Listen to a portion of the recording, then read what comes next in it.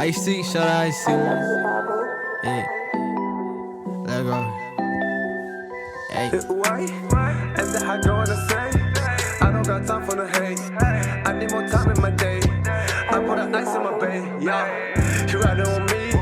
I get my drip overseas. Hey, niggas are hating on me, yeah. How y'all doing, ladies and gentlemen? Peace and blessings upon all my Akis and all my sisters out there. Welcome to Split Decision. I'm your host, Aki.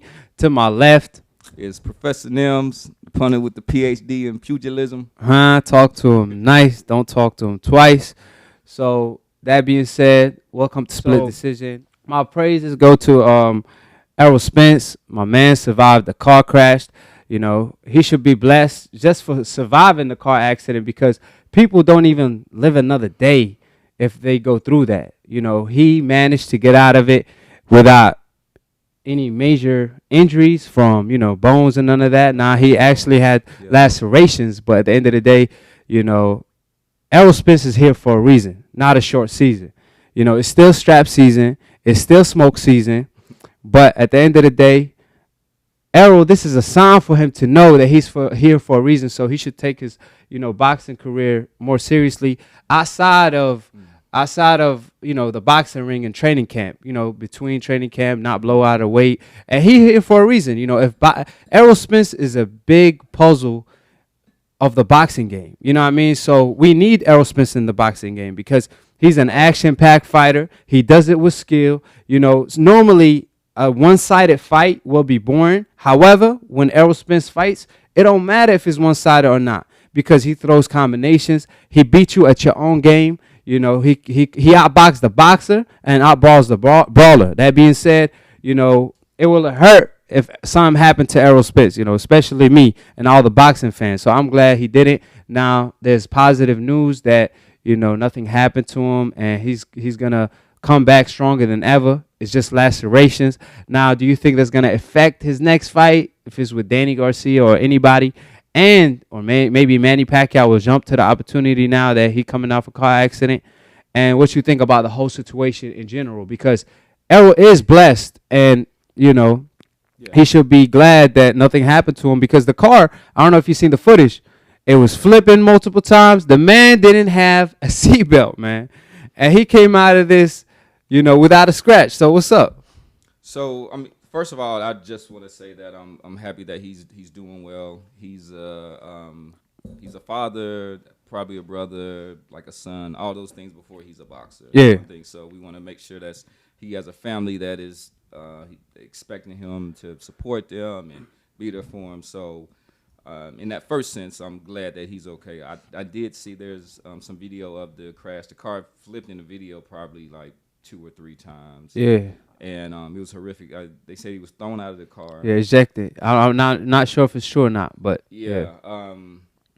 So he's lucky to be alive. He's lucky to not have seen to be any kind of serious damage to him. He's got some lacerations. I think that his boxing career is just gonna go fine. I think maybe a couple of months out, just to kind of get his head straight. You know, the vulture's gonna come start circling now.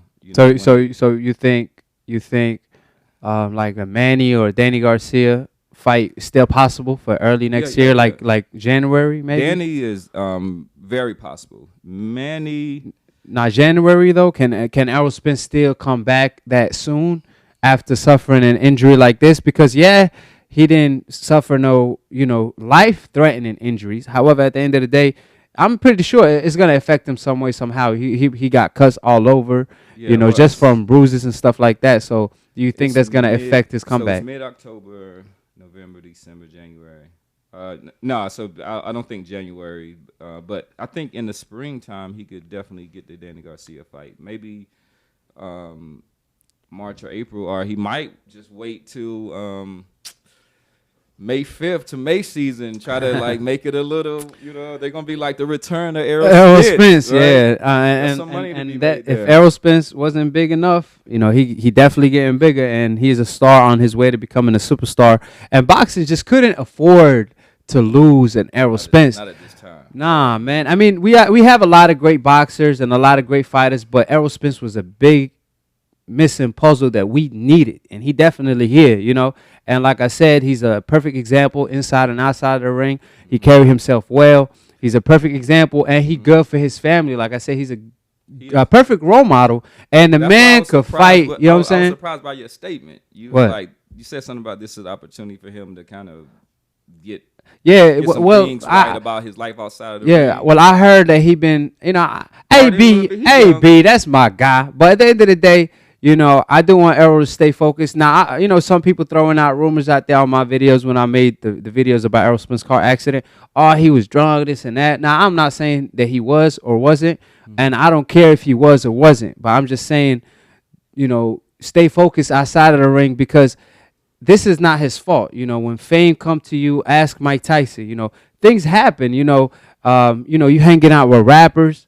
Your favorite rapper you listening to, now you see him right in front of you. You know, he your homeboy. Yeah. So that does affect you. So it's harder to stay focused. You know, so I'm saying he just need to stay focused, because blessings gonna come his way, and a lot of distractions gonna come his way. So he gotta find his way and still have that tunnel vision like Floyd Mayweather had. You know, Floyd, what kept him undefeated for 20 years, 2 decades, not just his skill, but whatever he always preaches, hard work and dedication, for a reason.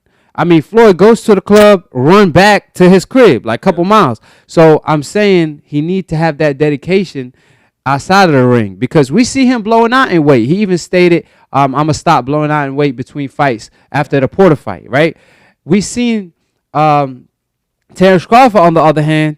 I never seen a man blown out of weight. I mean, the man always in shape, and that's his rival. He's a different body type. He got a different body type, but I'm saying he's still, I heard that Terence Crawford always in the gym no matter what. And sometimes, you know, sometimes hard work beat talent when talent doesn't work as hard. Yeah, so I'm just saying, you don't want a person to beat you just because, you know, they working harder than you on their off season than you do. You know what I'm saying? So I'm saying, but let's also give him the benefit of the doubt. One, I was want to say he's never missed weight. He's always been disciplined.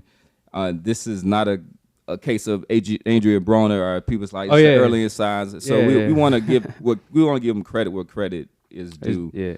I think he is one of the model athletes out there, which is why he can translate into a superstar. Yeah, he keeps it professional at all times. Yeah, and people gonna write stuff. Yeah. Now, like I said, I'm not saying I don't believe that the rumors that he probably was drunk, that's why he was flipping. You know, Bomac was throwing shots at Errol Spence before the accident, was stating that. But I just think that he was driving a fast car and he just lost control. You know what I'm saying? He just probably bought a new Ferrari after, you know, beating Sean Porter, making all that money, all that noise in the boxing scene. And then he just, you know, lost control. You know, when you're not used to driving fast cars, you know, them cars, you could easily lose control. So I'm just saying we cannot afford to lose Errol Spence. So Errol, you know what I'm saying? You better hang in there. You know what I mean? Like I said, he's here for a reason, not a short season. Apparently, strap season, smoke season, all that is going to continue. You know what I mean? I'm not mad at that. So at the end of the day, Errol, you know, I want the best for the man, but he stated out of his own mouth, I'm going to stay in shape, or I'm not going to blow in weight between fights, because that's going to affect you, because you go in camp. I mean, you're talking about longevity, so about his longevity and stuff, and it's just not good for him. So I don't think anybody be mad about that. But I think people are kind of putting is evidence that's kind of together. Like we seen Errol Spence where he was clearly drunk and he's just so that's what and he was like a little kind of swole. He looked a little chunky then. So it's just that we know, but he's a young, you know, star that's in Dallas. He's having fun, a millionaire and stuff. So sometimes it's just you want to indulge a little bit. He works hard, but he does need to be mindful. To me, this is my always. If you are a millionaire and you are the kind of the center of all of this that's going on around you in that sense, then you shouldn't be like driving like 3 o'clock in the morning. Particularly if you are, we don't know if you've been drinking. Particularly like if you have been drinking, it's just like you got all these people around you that you support. It's just like, well, they don't need to be a driver because we got to protect the man. You know what I'm saying? That's the main thing. So it's like. So being smart in situations like that is just that kind of like little thing. So, but it's a fast car, you know, drive it fast, but Do it like 2 o'clock in the day when it's up like that. Drive fast when it's 3 o'clock in the morning. I think at that point it don't matter if it's 2 o'clock in the morning or at night because if you lose control, you lose control. Yeah, that's what I'm saying. But like 2 o'clock in the day, what I'm saying is just like 2 o'clock in the day, and you take a fast car out into the mountains or whatever. Just you most likely you haven't drunk anything at that time. It's 2 o'clock in the day. It's gonna be you're gonna see clear vision. Yeah. People are gonna be able to see you. So like all those elements make it less dangerous. When it's 3 o'clock in the morning, you might have had a drink or two, which there's nothing wrong. Then it's like it's dark, the vision. So it's like if you do that, but like be smart. And in those situations, even if you have indulged a little bit, then you got your mans in them. No. What I would say about that, what you stated earlier, one thing about Errol, he keep it professional. Every fight, he makes weight, and obviously, you go through a hard training camp, you're going to need a chill after that, party, whatever you got to do to clear your mind. I understand that. I don't even believe that he was, any of the rumors that he probably was drunk or none of that. But at the end of the day, it's like what Andre Ward said, there's no way an athlete that smokes hookah and drinks is going to get the best of me because I know I keep a professional. And like I said, Ward had the talent and he had the dedication. Yeah. Just like Floyd. And I believe Errol Spence has the talent and the dedication. He just has to stop the little bad habits here and there in between fights, like blowing in weight, maybe drinking on the side a little bit. Yeah, you know what I'm saying? Get it out, but you don't even want to get into that. You don't, you know what I'm saying? Don't even drink at the end of the day. You an athlete, live the life of an athlete. That being said, all my, prayers go to Errol Spence. I hope he will come back stronger than ever. And I hope no lacerations go affect him in the future as far as cuts because we all know he fought Sean Porter. He came out of that fight clean. Like he had no cut, none of that. You know what I'm saying? And everybody that fight Sean Porter normally come out with bruises, but because he knows where to position his head in the inside and stuff. But still, it shows that Errol Spence doesn't swallow as fast or get cuts as fast as other fighters. Mm-hmm. So I hope and I pray, inshallah, that it stays and maintains that way. And after the accident, he don't just get cuts out of nowhere, just out of jabs because of the accident. That being said, on to the next topic. Now, this segment called Settle the Score. We got to settle the score, baby. What's up, Professor Nin? Okay, these not my questions. These the fans' questions. Oh, yeah. So you in the hot seat, Professor Nin. I'm not. You know what I'm saying? Some people was on your side. Cool over here. You know what I'm saying? Some people was on your side, but most people was on the Aki side. You know what I'm saying? They ripping my game. So did you count it up or you just? No. I'm being honest. Really? You know what I'm saying? I like facts. I don't want like. No. It's facts. Yeah. I say 90% to 10%. But if you count the Pactars, you probably win. I was trying to make a point. If somebody said that Floyd ducked somebody, these are the arguments that you can make, and I set that out there. Now, with that said, but they're not true. Well, listen. With that said, facts matter. Oscar De La Hoya's the Sugar Shane Mosley, didn't want to right? fight him. They was all the management was keeping Oscar De La Hoya away from him. Exactly. So you out here saying Floyd Mayweather didn't fight these guys. You blaming it on Floyd. Two examples. I was just saying throughout his whole career. I'm saying I can make an argument that he did not go after these fights. You trying to make the argument, but I'm countering it with facts. See, you gotta call a spade a spade. I know, but hold on. You can't be around the bush because you gotta call a spade a spade. You out here, what's this show called? Split Decision. Split Decision. That's but I think I just knocked you out. Hey, throw in the white towel. Hey, gonna come with props. Your corner, throw in the white towel. Hey, your corner saved you. I can't talk no more, man. Your corner saved you. Because facts matter at the end of the day. Let the people, they said I won last time. I think they're gonna agree with me this time as well. Let's go on. Do you want the towel in order to throw? Okay, because your corner. Now I'm saying your corner. Thank you for tuning in to Split Decision. Thank you to Professor Nim, for holding it down for the town of Raleigh. That being said, Professor Nim is a real life professor.